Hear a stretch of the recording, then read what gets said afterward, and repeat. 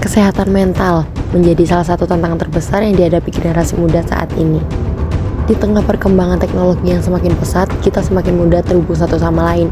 Namun, sayangnya banyak orang justru merasa semakin tertekan, cemas, dan kesepian. Di sini, ada banyak faktor yang dapat mempengaruhi kesehatan mental, mulai dari tekanan akademik, lingkungan sosial yang toksik, hingga penggunaan media digital. Nah, tapi di sini yang paling sering terjadi adalah faktor dari cyberbullying, yaitu perundungan yang dilakukan oleh sejumlah kalangan melalui media sosial dan platform digital. Seringkali sebuah komentar hanya dianggap sebagai candaan, namun bagi orang yang menerimanya, komentar tersebut bisa meninggalkan luka kondisi psikologis yang tidak terlihat.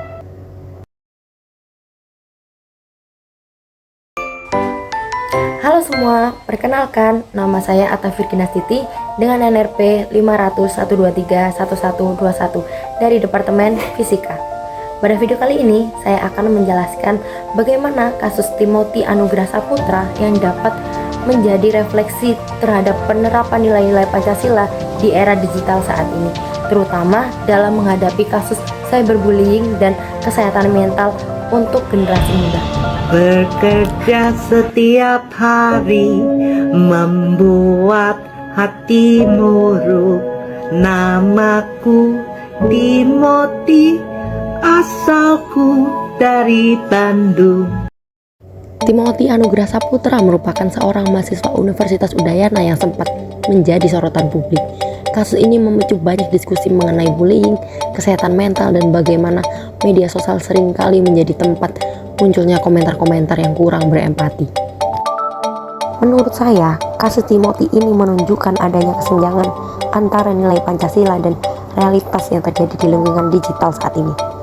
Dalam sila kedua, yaitu kemanusiaan yang adil dan beradab, kita diajarkan untuk menghormati dan memperlakukan sesama dengan empati. Namun, di media sosial masih banyak orang yang dengan mudah memberikan komentar negatif tanpa memikirkan dampak bagi orang lain. Selain itu, sila ketiga, Persatuan Indonesia, mengajarkan pentingnya saling mendukung dan menjaga keharmonisan. Tetapi yang sering terjadi justru sebaliknya, banyak pengguna media sosial lebih cepat menghakimi daripada memahami.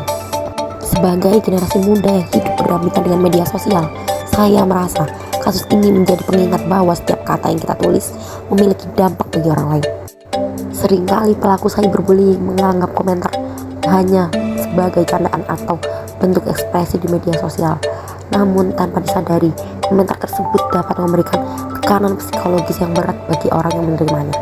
Karena itu, penting bagi kita untuk memahami bahwa kebebasan berpendapat juga harus disertai dengan tanggung jawab dan empati.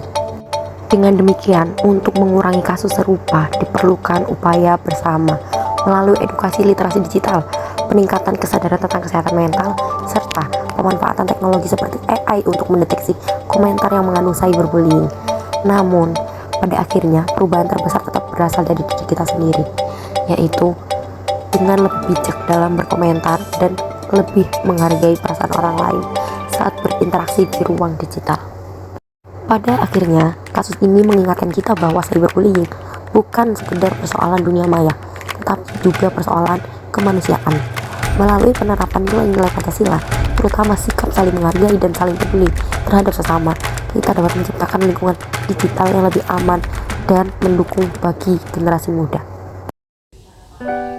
Sekian penjelasan dari saya mengenai penjelasan penerapan nilai-nilai Pancasila pada suatu kasus dalam menghadapi persoalan cyberbullying dan kesehatan mental untuk generasi muda.